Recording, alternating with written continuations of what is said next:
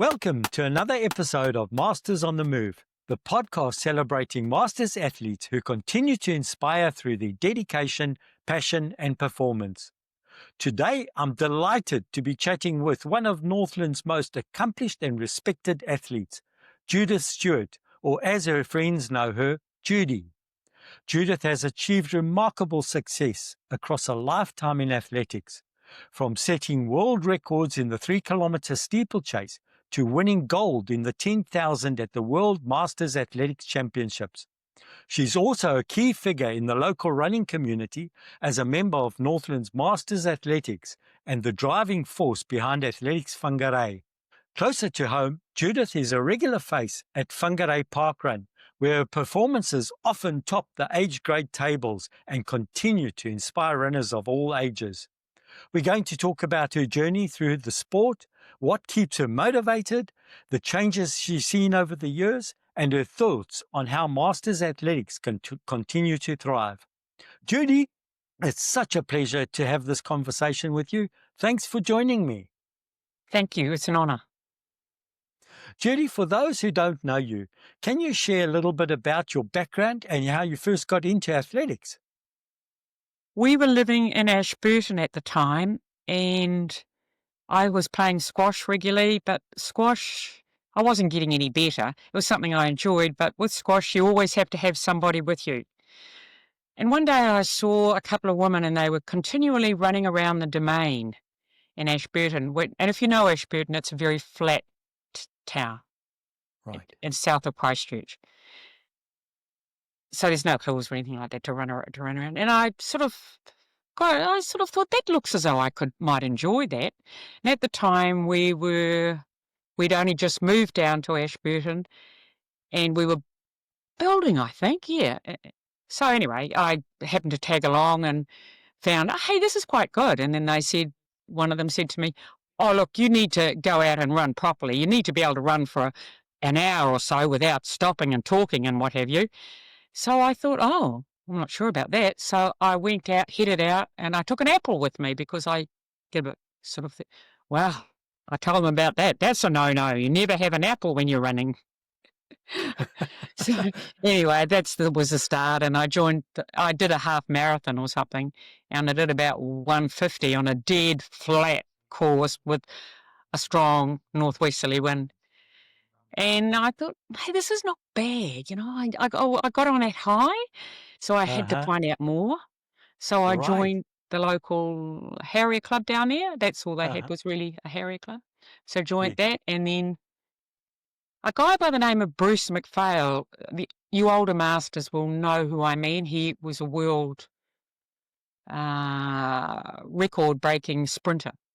And he said to me one day, I think you need to go to Christchurch and run in our Masters track events on Sunday, once a month or something. And I said, oh, I don't know about that. It's sort of, Anyway, I managed to talk Nigel into it, and we took the kids, and I said, look, you can take the boys, because we still had young boys, to the pool. That would be a good treat for them at the Kiwi 2, what was there then.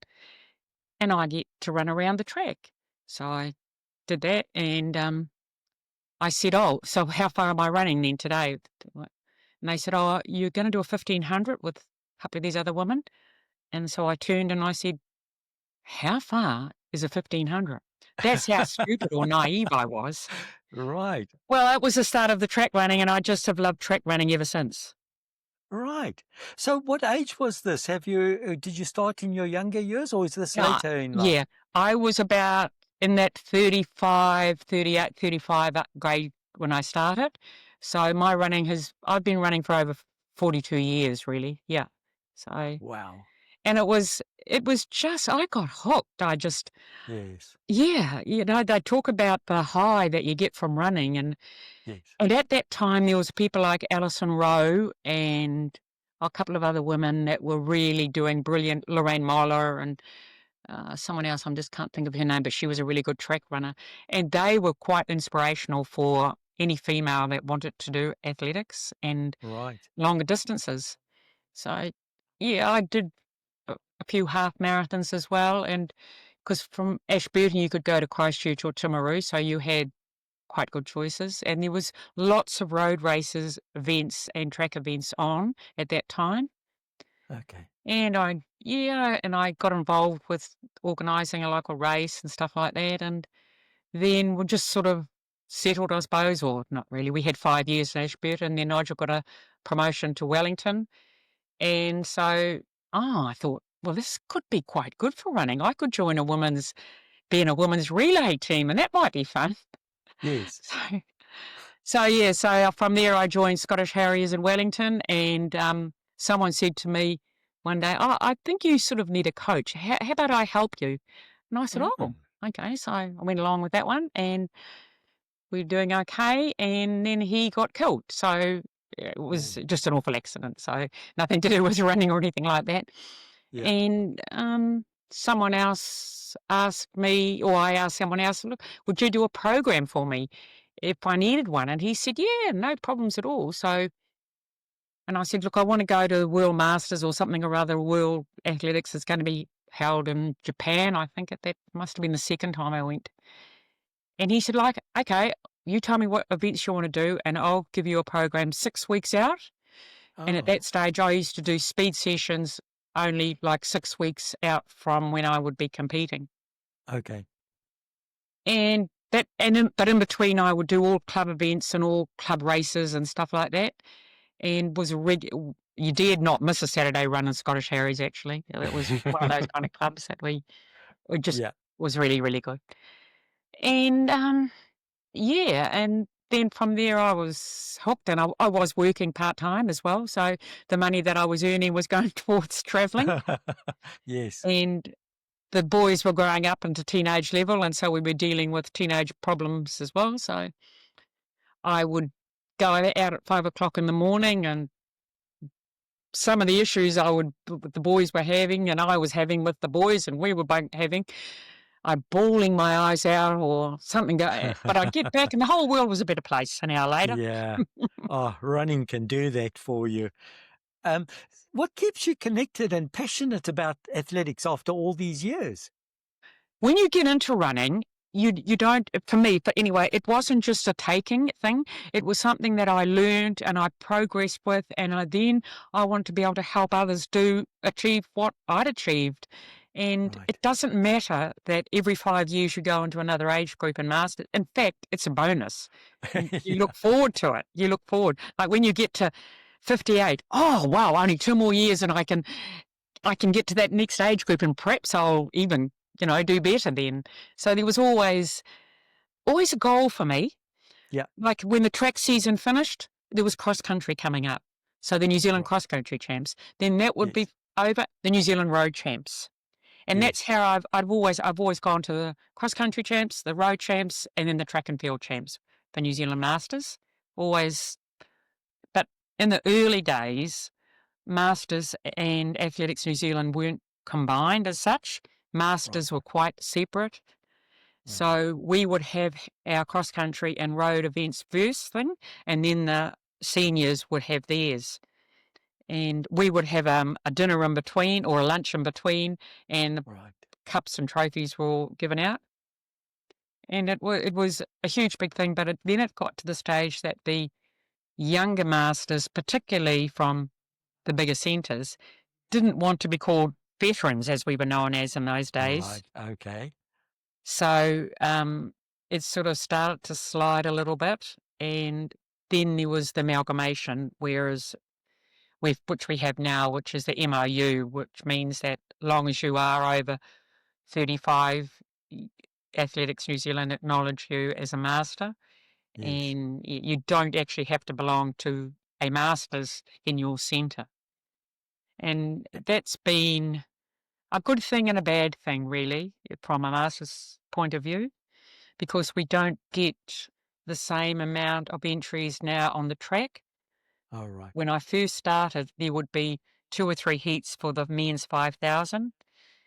And, those kind of things were really great to watch. You'd see all these past champions coming through into the Masters. But now life's changed and people have their children later in life and they've got Yes. different commitments. Mm. And they don't like track, a lot of them. Yeah, I suppose athletics will go through different phases, and as you say, as people are busier these Mm. days. I think with the high cost of living, people are working harder, longer hours, etc. Families are big commitments. So, Yeah. uh, but I think the term masters sounds so much better than veterans, doesn't it? I think our magazine is still called the Vet Line, but it's all everything's changed. That's digital. So if you don't have it posted to you, which means you've got to go online and read it, and sometimes Yes. that's an effort. But it's just the way things go from time to time. But Judy, let's talk a little bit about some of your achievements because you've achieved some amazing results, world records, national titles, and international medals. Which of these moments stand out the most, notably for you? well, I guess the first games I went to were in Melbourne, Hmm. and that was really good because Nigel and I both went together. Well, we went as part of a group, which was organised, and my parents were still alive, so they came down from Whangarei to babysit as such, if you babysitted in those days, or look after the dog, perhaps. And yeah, that's always remembered because the fields were so big and there were so many Kiwis running in that. And you Right. had your Ian Babes, you had your Dave Searles, and all these older people, as we said then.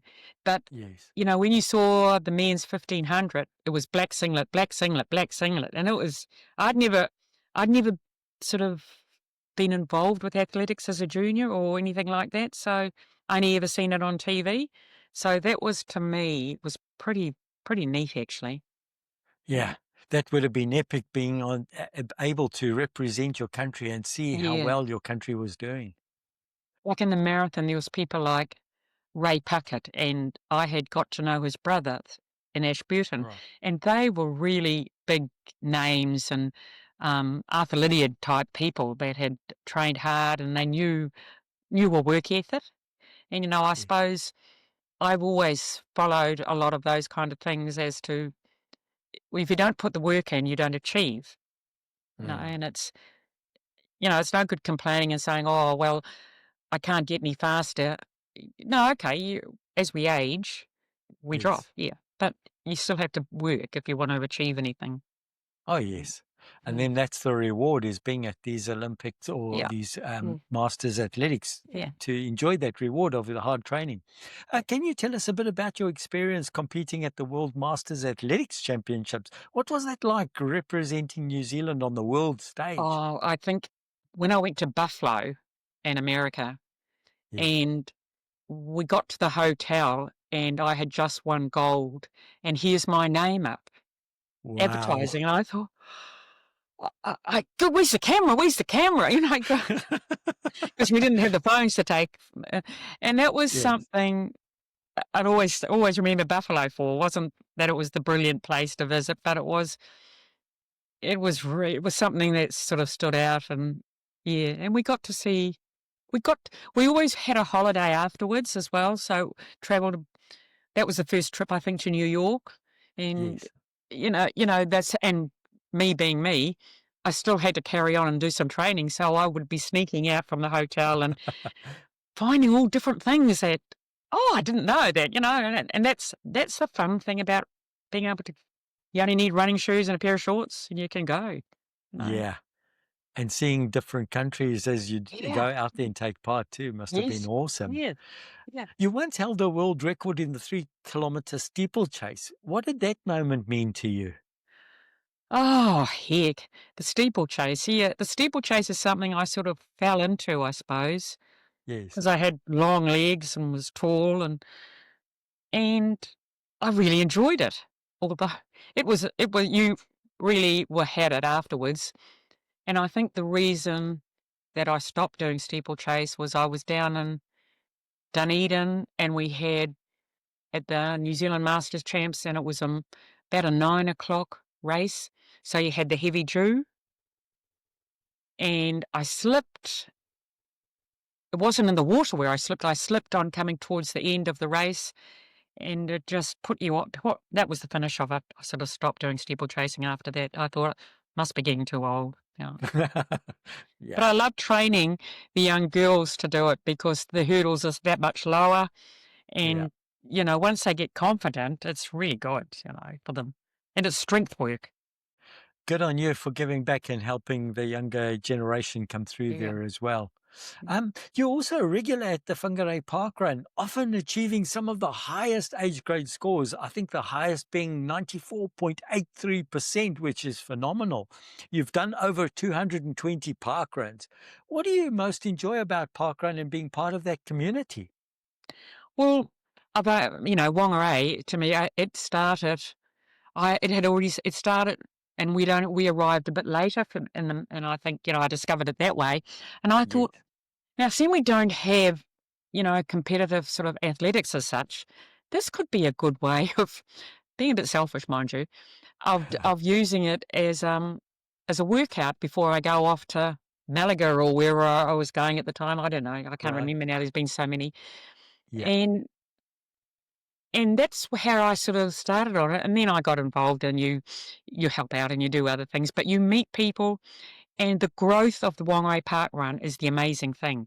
It Uh, is from when I started to what you see now, and yes. people are out there doing it, and isn't that what it's all about, Parkrun? Just being part of it, Absolutely. you know? Yes. You know? Yeah, because it just introduces people to running and it Yeah. helps connect families as well. You often see the families out there. Yes. Yeah. And even Yeah. the ones that only walk it, they look forward. A lot of them just look forward to it. Oh, well, I know I'm going to be committed to Saturday morning. That's great. Yeah. Yes. Eh, But I've watched a lot, that their aim was to beat me. I thought, oh, crikey, that's what you're aiming for. You need to go a bit higher. But they've, Yeah. they've got it, and they've beaten me by heaps. And I think it's brilliant. Yeah. If I can be your aim, great. Yeah. Well, you really are an inspiration in the way that you've managed to maintain such a good pace and maintain those high percentage scores. So, congratulations. Well done on that. It is an inspiration. What is your training? Let's talk a little bit about your Yeah. training and Well, preparation these I was days. just about to say, but once I hit the 60 mark, the injuries started. I'd always Right. been one of those runners that could put his shoes on, take off, come back, take Okay. the shoes off. Nowadays, it's stretch and then it's stretch again at the Yeah. end. Okay. So Yeah. I still enjoy a long run on a Sunday if the body and things will allow it. And then on a Monday, I will only do 5Ks. And a Tuesday, I would go to the track if my body's okay. Wednesday, I'll go into the bush behind me. And Thursday, I'll play tennis. And Friday was always my rest day. Always had one day off.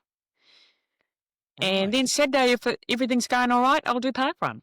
And Okay. that's it. So it's only like 5 days a week running. It's not very big mileage or anything like that nowadays. Yeah. But when you get Achilles, and then you get over that, and then you get plantar fascia, and then you get over that, and then you get another Yeah. niggle. And the worst was my physio had suggested that I ride a bike. And I said, yeah, but I've got to ride up a hill. Get an e-bike. So I got an e-bike.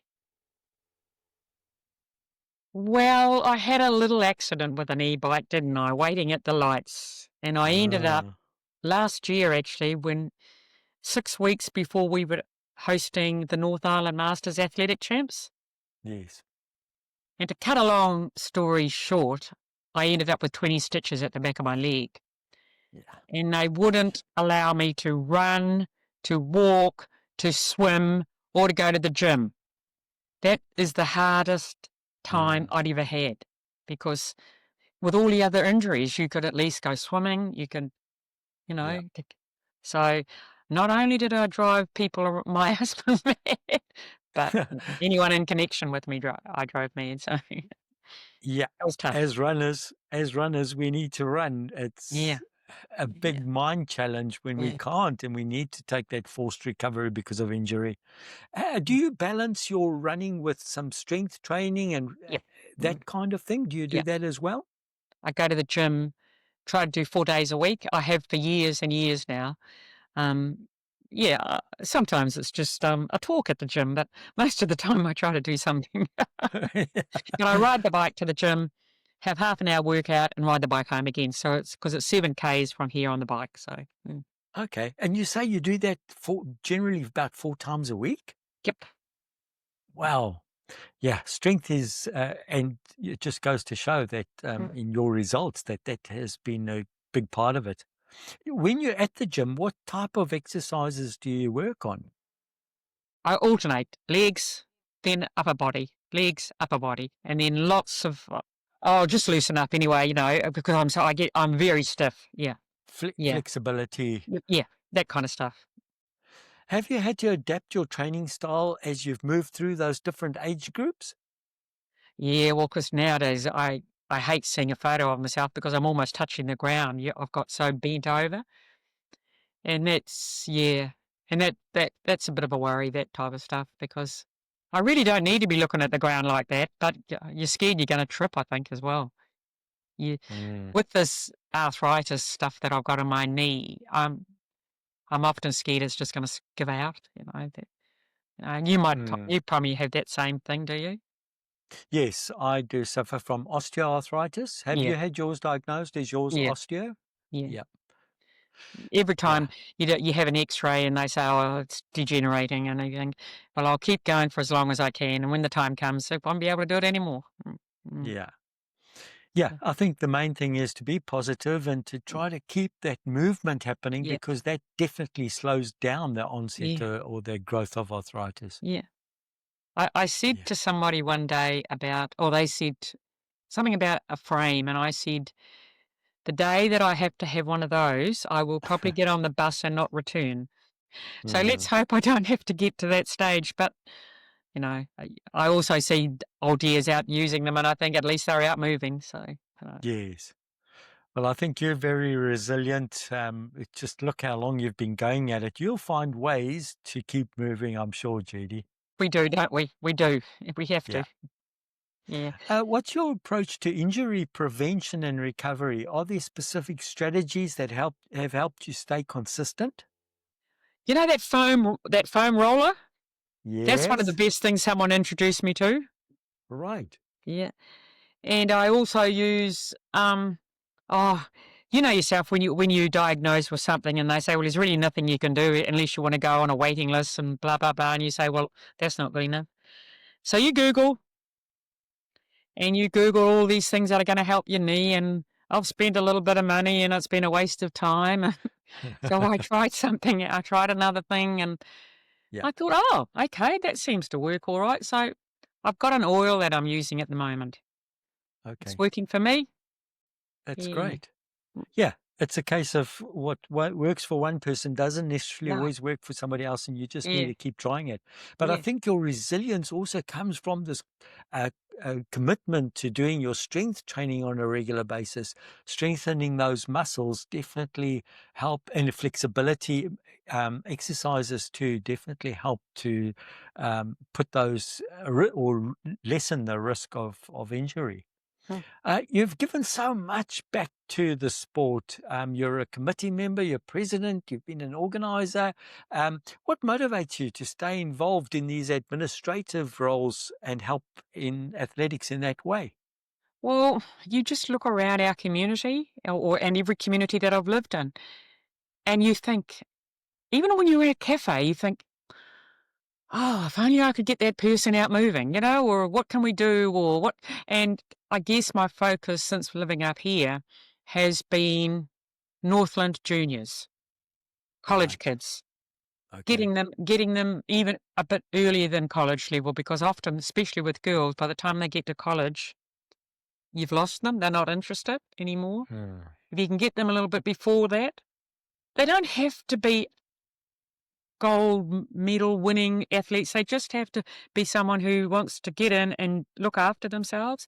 But it's quite difficult to get that through sometimes. It's good for your health. It's good for everything. When you've got an issue, go out running. I mean, it might sound stupid to a lot of people, but you know, we've got a big section, so I would say, well, go for a walk or something like that. And Yes. but it, but I just love it when I see the rewards that these students, as I call them, they achieve.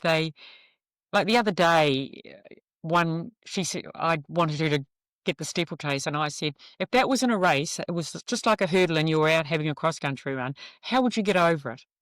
And she looked at me and as much as to say, I said, you wouldn't be able to go round it or under it, you've got to go over it. And, so she sort of got over it. And I said, that's brilliant, and just sort of suggested ways to do Yes. it. And I'm just thrilled. And she was so excited and she wanted to do one on Tuesday night at club night. But then she told me that she had his school athletic champs the next day. And I said, you're not doing a steeplechase tonight. You Yeah. got to think Double the about risk. them as well. And that's, I think, part of my philosophy is Yes. you always have to look at the bigger picture for students, and people like that. It's not all about winning now.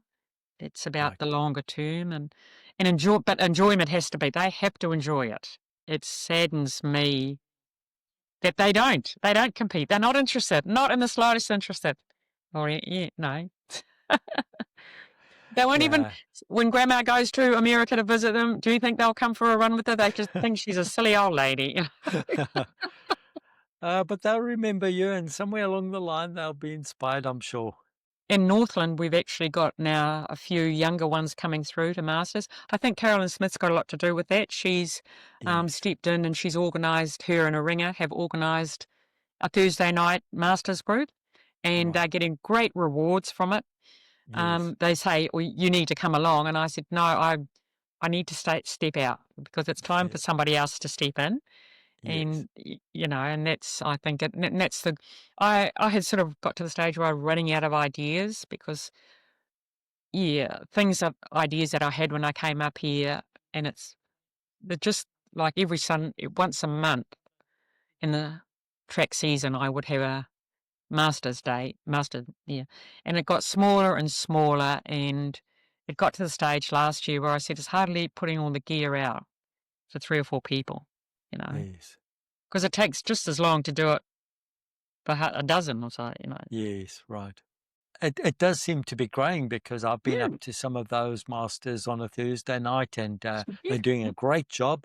And also, just to give you an accolade for the great work that you've done as well in your volunteering with, especially with Athletics Whangarei, you put on such an amazing masters. The North Island yeah. Masters was Mm, held up here last year, and it was thoroughly enjoyable. There were mm. so many people. The vibe was great.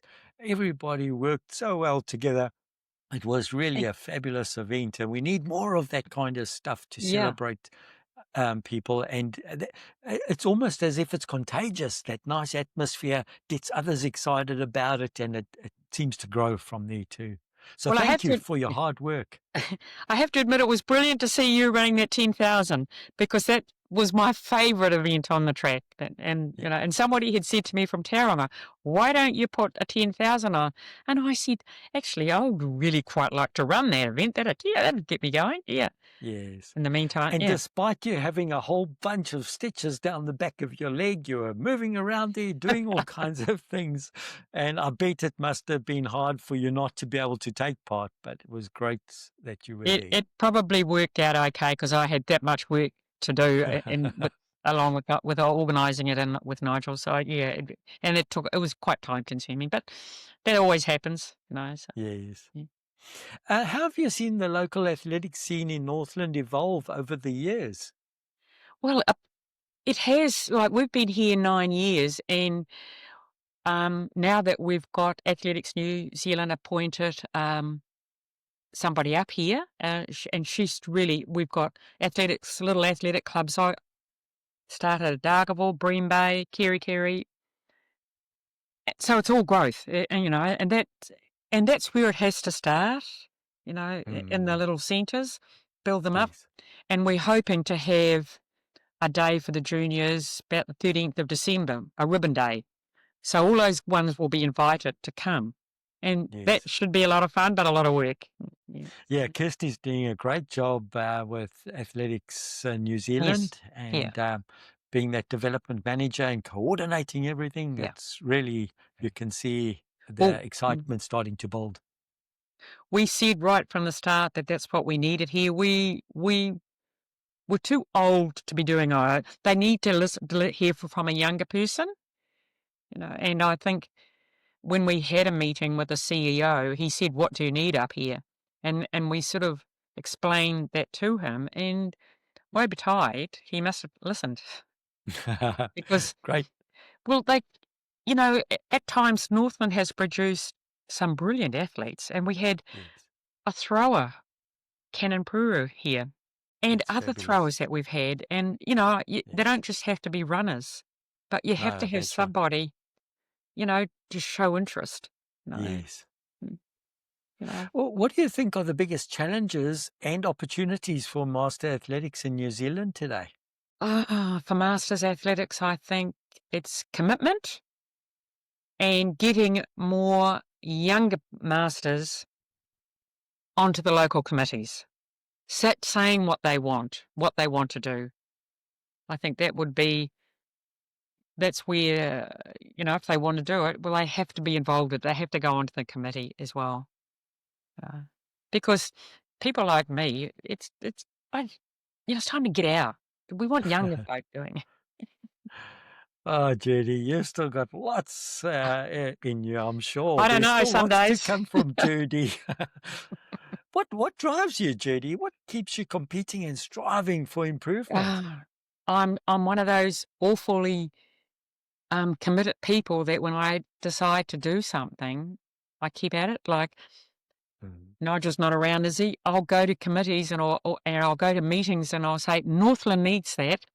Mm. We need that up here for Northland, so woe betide if she didn't put her hand up and say, yeah, we want the New Zealand secondary school cross country champs, and we got the New Zealand cross country champs. Now, Nigel, do you mind if we've got that?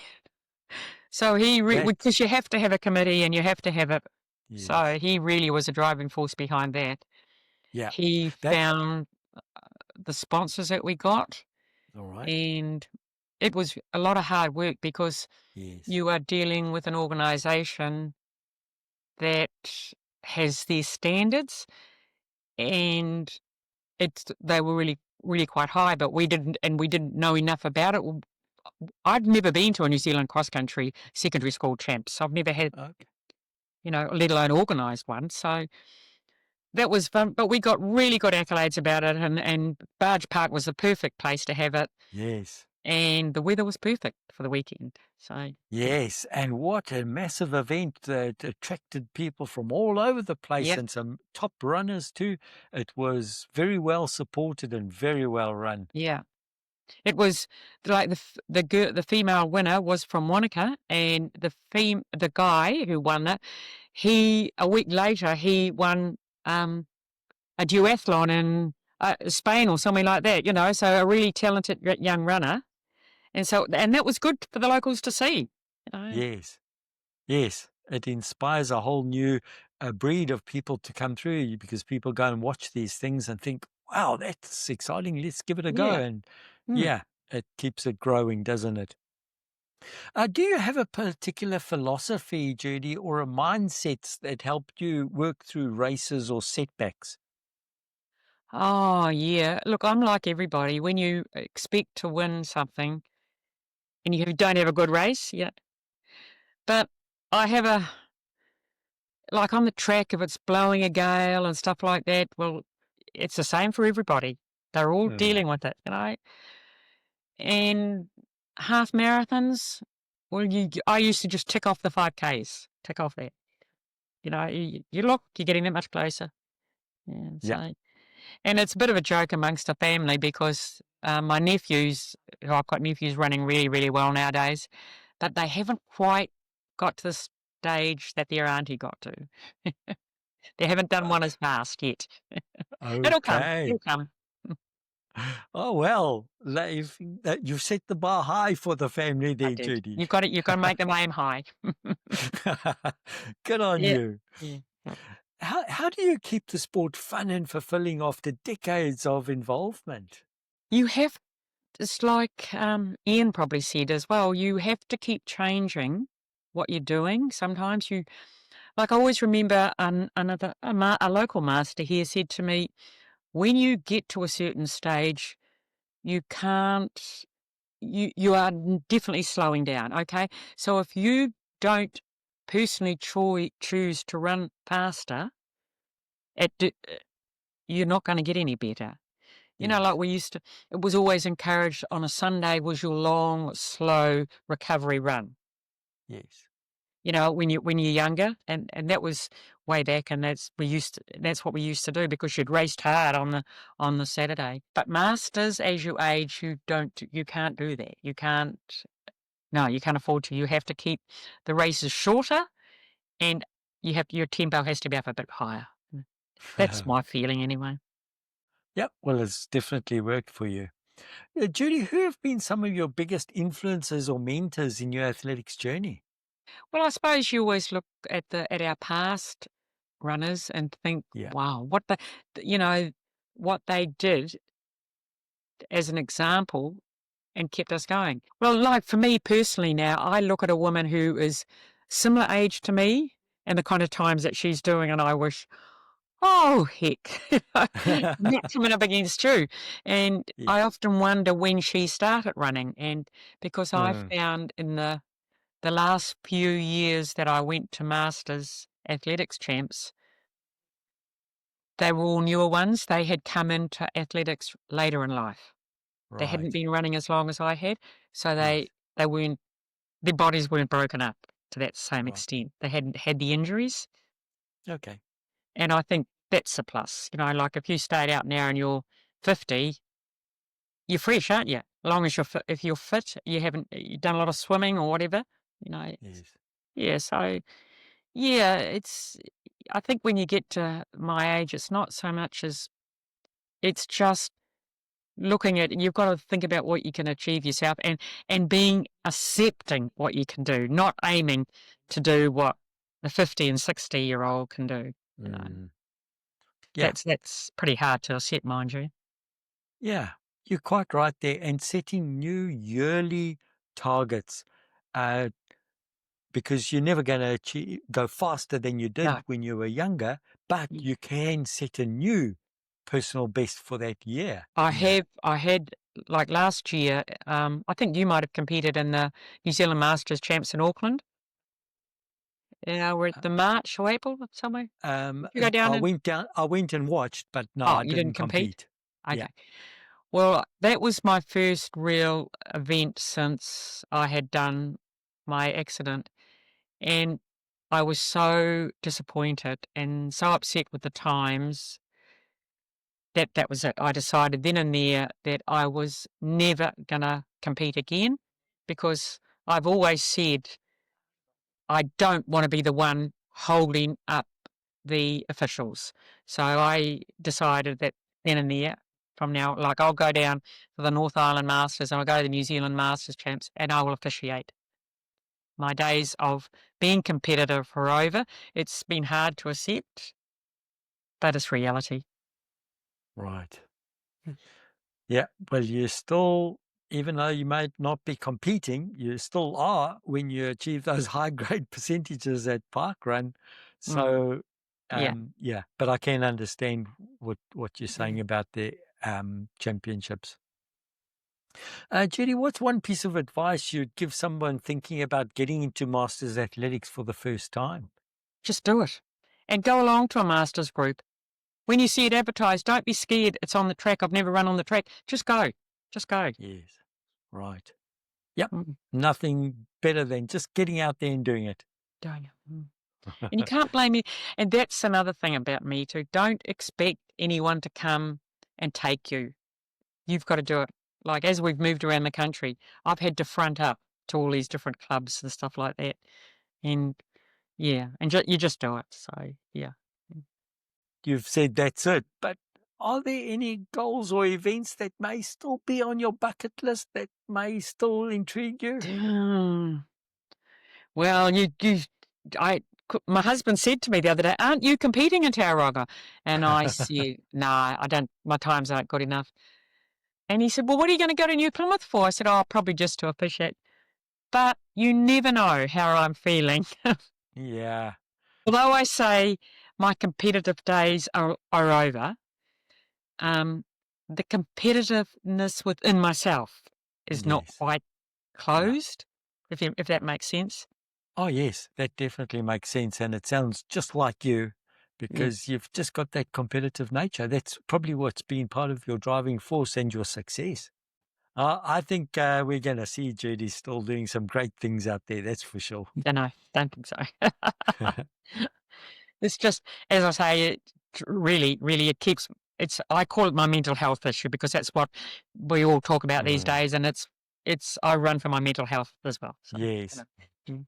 Yeah, just so great to get out in the fresh air. You feel Yeah. so good afterwards, gets the blood circulating. And even we're at the track and people say, but it's raining. I said, yeah, but you're not going to shrink and you're not going to go rusty. Just do it. That's right. Judy, is there anything else on your heart that you'd like to share with people? Some advice, tips, ideas, anything that you'd like to pass on to people? I think if you are injured, don't try to run through it. That's a learning curve that I have. Yes. And do stretch before and do stretch afterwards. It might take a little bit of extra time, but do it because the people who tell you to stretch know what they're talking about. And if you get the opportunity to have a race that you've never ever done one before, just do it because you never know. You might say, I'm not competitive, I'm not fast. You don't have to be. As a master, you just do it. Very wise advice and great tips and thoughts there, Judy. Thank you for sharing that. Judy, thank you so much for taking the time to sit down and share your story today. It's been inspiring to hear how your love for athletics has endured across decades, from international titles to local track and from world records to parkrun Saturdays. Your commitment to the sport, both as a competitor and as a leader, really captures what Masters on the Move is all about. Staying active, giving back, and continuing to strive for personal best at every age. All the best for the races, because I'm sure there will be some, and goals that's still to come. And thank you again for everything you do for Northland Athletics community. And to everyone listening, thanks for tuning in. Until next time, stay active, stay healthy, and remember, it's never too late to chase new goals.